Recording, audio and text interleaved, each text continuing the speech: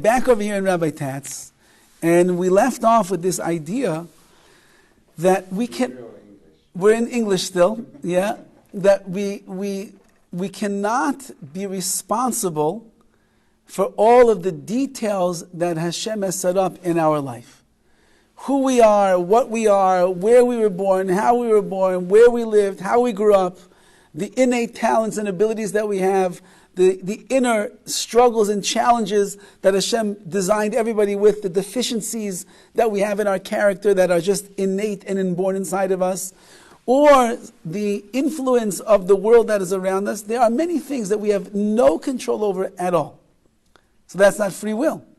But, as he's been pointing out over here, the way that we will function within the framework that Hashem has designed for us, that's where our free will is going to lie. So he writes over here that the following idea, that the modern Western ethos, that's how you say it, ethos? The modern Western ethos tends to frame this issue in terms that do not really accord with the Torah view that we are presenting over here.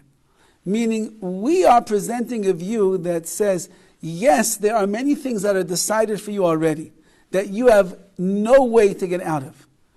But it's not an excuse to go and do with your life whatever it is that you want. And it's not an excuse that if you fail and you fall short, that you can blame it on everybody else and everything else that happened in your life. We expect something called Bechira, called free will. And free will gives you the ability to override the inertia of that place that you find yourself in right now. However, unfortunately, in the world at large, the world doesn't necessarily believe this to be the truth. And therefore, it's often assumed that all of these different formative variables that a person has in their life, they determine not only the structure of the psyche and the tensions and the innate tendencies of the person, but it also will dictate the choices and the actions that will be manifested as a result of that. Which means, and he's going to give a pretty good example over here of what that means, but that means that a person will say to himself, I cannot control what I do. This is the way that I am born. As they say, love me or leave me, baby, that's how it is. What do you want from me? I was born in this kind of a house. I was put through this kind of routine. I have predisposition for this desire and that desire. My mind works in a certain way. What do you want from me? It's my fault? So the fact that I ended up going and doing this particular lowly action, that's who I am. I'm not in control of that. So he writes like this, the following point. And he says like this, you have populations of violent criminals. For example, they are found to have biochemical or genetic markers that differ from the general population and correlate statistically with criminal behavior. So again, if you go down into the inner city and you'll do a survey of all the Crips and all the Bloods, yeah, the two gangs, the main gangs over there, and you'll do some scientific research on them. Lo and behold, you will probably find that it rings true that there are a lot of innate things inside of them, in their psyche, in their psychological makeup, maybe even in their DNA, that predispositions them for violence, to be murderers, to be ganovim, to be thieves, to be people that you certainly would not want to meet in an alleyway in the middle of the night. So therefore what? It's often an assumption that the violent behavior is conditioned by the biological factors to the exclusion of volitional control. Meaning that Tyrone down there in the Crips and the Bloods, he says, I have a choice? I don't know who my father is. My mother's a drug addict. My older brother was taken to jail at the age of 18 years old for manslaughter. And I was left around in this crazy world. What do you want from me? I don't have a choice. I don't have a choice. And when he sits on the witness chair because he just got accused of walking into a school and he killed 3 people, And they're claiming, well, he doesn't have a choice. Because, look, he's psychologically, emotionally, physiologically, everything. He doesn't have a choice. He did what he did because that's how he was raised. That's what he was raised to believe is the way a person lives their life. What do you want from him? And somehow, in many circumstances, this argument holds water as painful as the reality is of the people that he killed, but his lawyers get a good argument.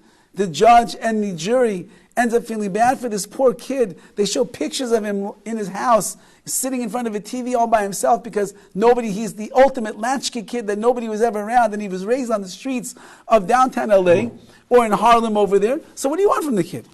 Says Rabbi Tatz, you can't say that.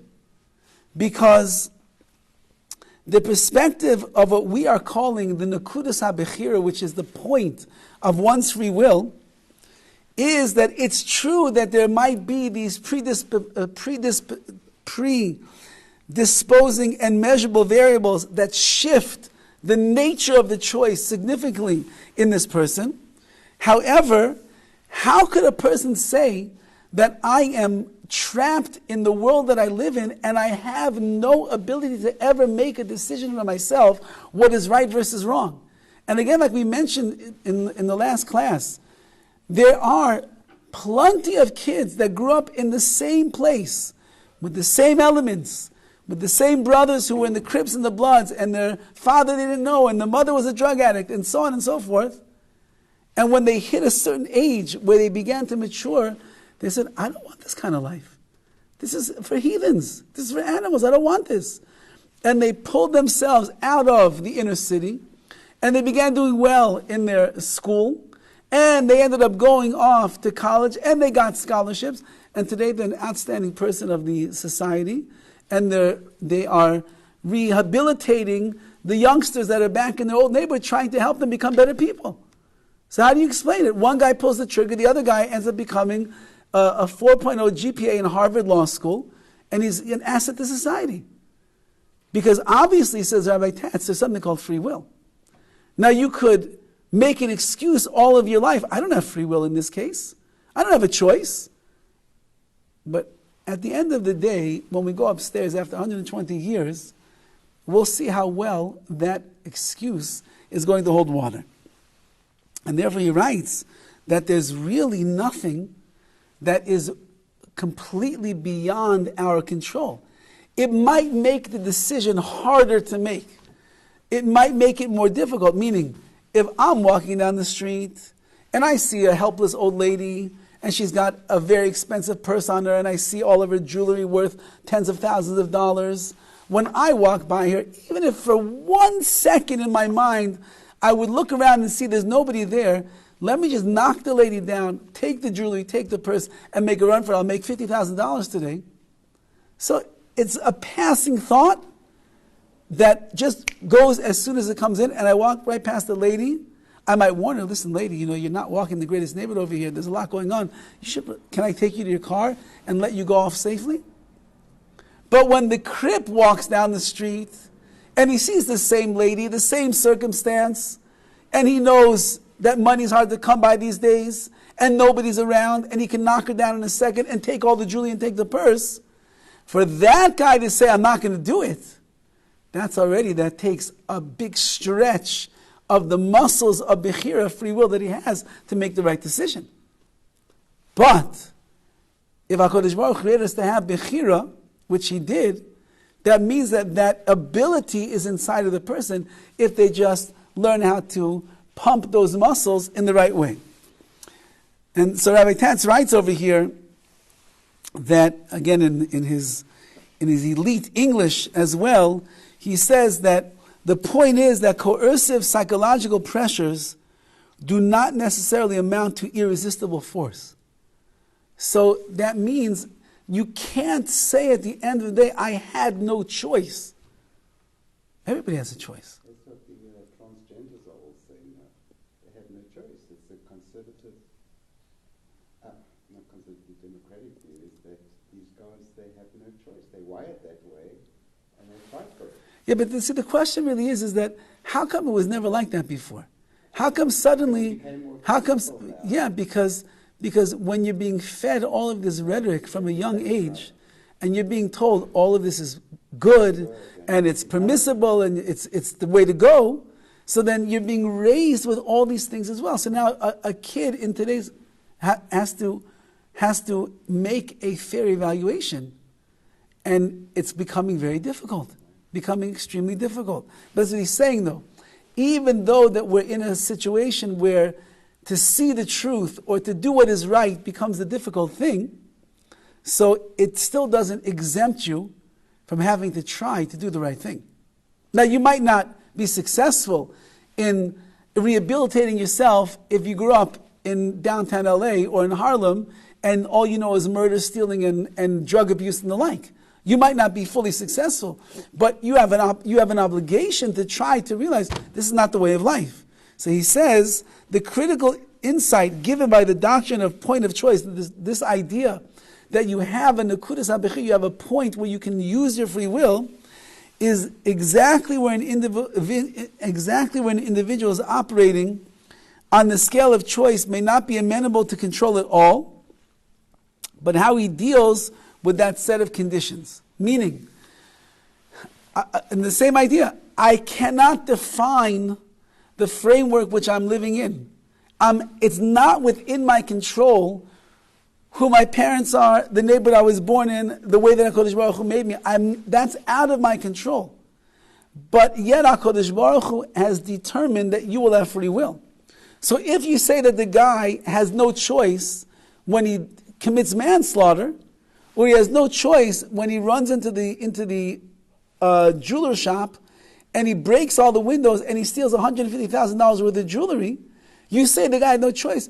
You are denying the creation. The creation is you have free will. There are certain things that will be harder to do the right thing. But HaKadosh Baruch Hu expects that every person is going to begin to expand and exercise the free will that they have within inside of them, pushing themselves in certain areas. That's the real battle, the real battlefield of free will, to try their best to make the right decisions in life. Couldn't a person look at it from another point of view and say, why has Hashem put such hard obstacles in front of him? Yes, he sure could. Can you figure out why that reason would be? I have certain challenges in this world that other people do not have to go through, because it must be that inside of me is a tremendous amount of potential, and overcoming those challenges that Hashem has given me in my life is what is going to make me into the greatest me that I could possibly be. And what if he can't overcome those challenges? I mean, he could. The question is if he's going to apply himself to the challenge the way that he should, which is what we're going to obviously have to speak about more. And how does the Torah deal with autism or brain damaged people? Yeah, okay. I mean, that's again, in that particular circumstance, you're getting to a place where it's what we would call anis rachmana patre.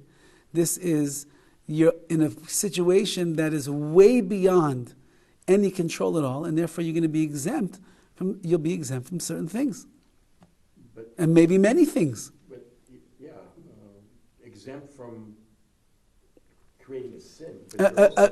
Exempt from a sin, exempt from utilizing your free will.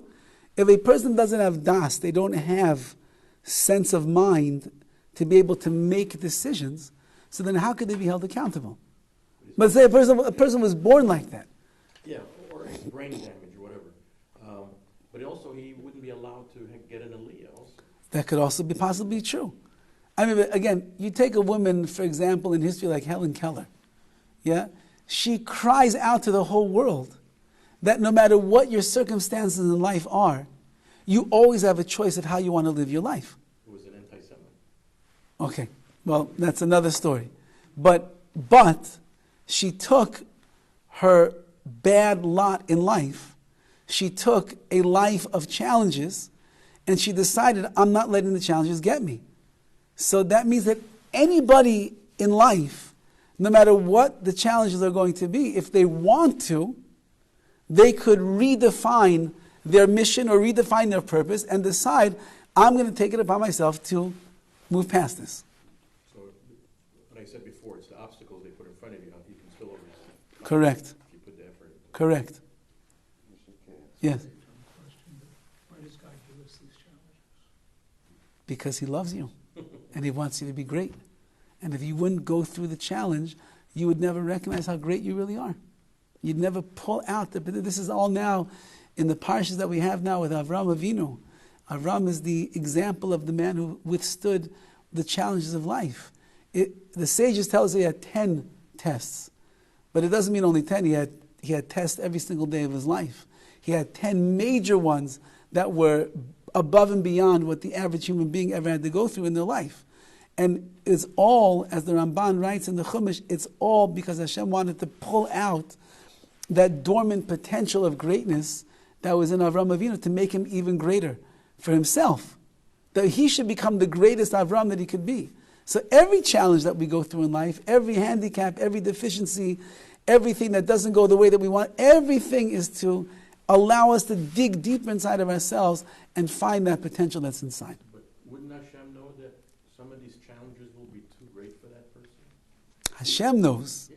So He would, he's not but gonna be able to- Hashem will never give a person a challenge that in theory they cannot overcome. So if I fail the test, it's because I didn't try hard enough. And you get points for trying. And you get point. Yes, you get many points for trying. But if I stumble and I fail, I can't blame it on God, and I can't blame it on somebody else. At the end of the day, I have to look back at myself and say, maybe if I would have put in some more effort in that particular area, I would have been able to overcome it. Because if Hashem sent me that test, He must know what I have inside of me that's capable of rising to the occasion. You know, the bottom line is that we are asking, why do people have it nice and easy and some people have it hard? Okay. That's the bottom line. Okay. And there's no answer to Well, it. it's the same question But that is the answer. Different people have different missions that they have to accomplish in this world. And that's one of them. Have a great day, everybody. We'll see you next time.